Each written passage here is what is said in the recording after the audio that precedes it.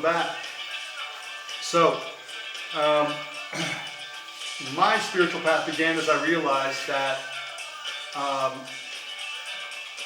and I'd have to evaluate, I don't know if I can remember exactly how, if psychology per se had a role, if my awareness of psychology did. I think I used Abraham Maslow in 10th grade already, when I was 16 there. But I certainly was aware. I remember thinking, oh, I like to think. I'd probably be a good philosopher. But at any rate, I was having psychological perceptions about my emotional life, the role of my imagination, my relationship to what I can only call the universe, and doing well in school, loving science, and then perceiving the need for a non-objective paradigm, a non-objective model of relationship to the universe, right? That is what I think I was experiencing. That's the understanding that makes sense to me.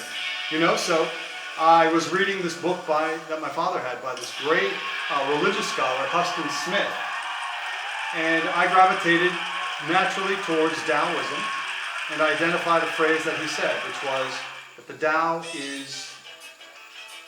Tao is a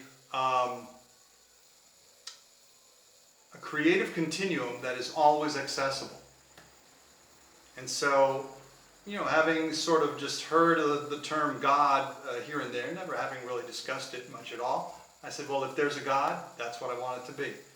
Not even understanding, as I've been getting to recently, that God can be considered, or God is the creator of the universe. That this universe, whereas science sort of has us experiencing secularly and materialistically and mechanistically this universe, the question is, where did it come from? And then through the fact that, the small little detail that, this happens to be a Christian-based culture, Christian-derived, secularized, compartmentalized culture. Jesus Christ refers back to Moses and his I am that I am, and the Genesis formulation that God said, let there be light.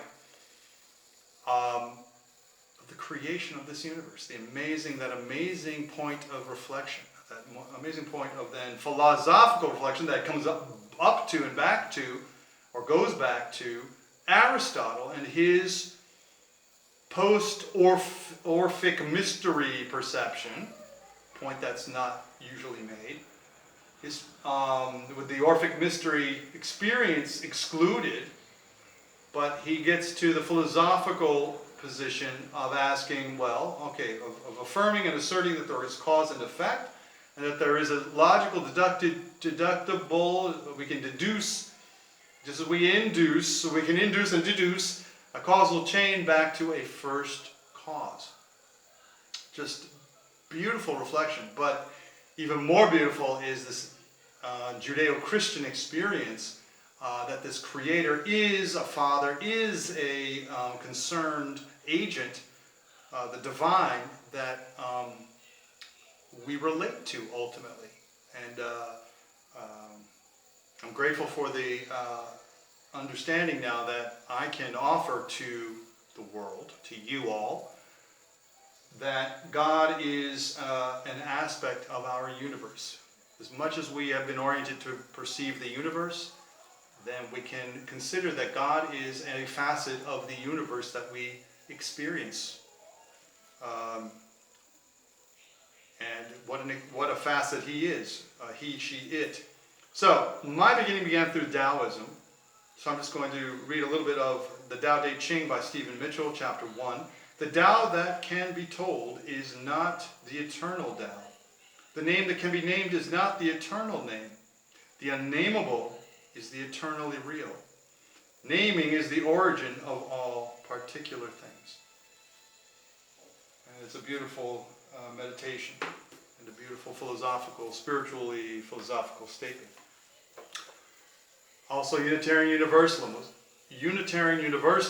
was right there with this religious scholar, Huston Smith, and the Tao, and this definition of the Tao.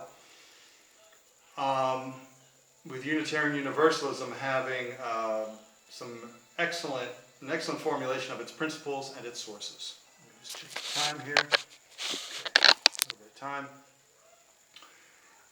Including direct experience of the source that is affirmed in all cultures. That is a transcendent mystery that leads to a renewal of the spirit.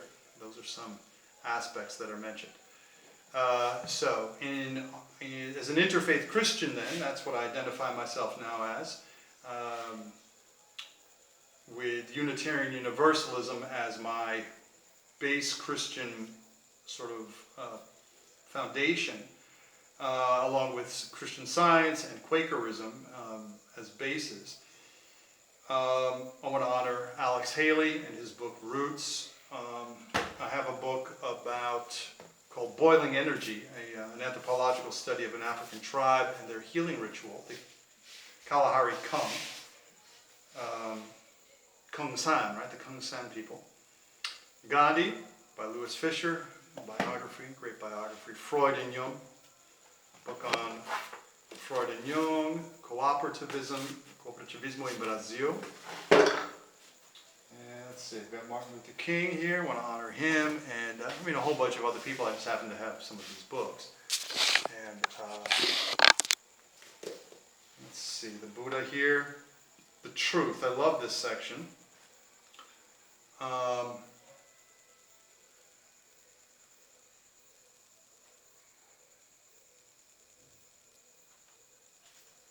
Here's a great book on the Buddha. The Buddha Speaks, edited by Anne Bancroft. Just kind of honor that. A lot of other stuff here.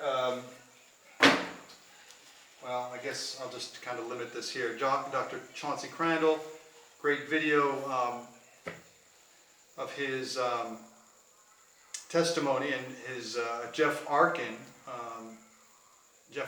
testimony combined with his, Dr. Chauncey Crandall, in a situation in which there was a resuscitation, an actual resurrection, apparent resurrection of Jeff Arkin in a hospital, in an emergency room, with Dr. Chauncey Crandall being the agent of the resurrection. So, wonderful stuff. God bless you. God bless us. In the name of Jesus and Buddha and Mary Baker Eddy and even Martin Luther King. And so, let's get back to the discussion, but thank you for participating in this moment, this interval, this break, spiritual break, to help us restore our and invigorate our immune systems. Okay, cheers.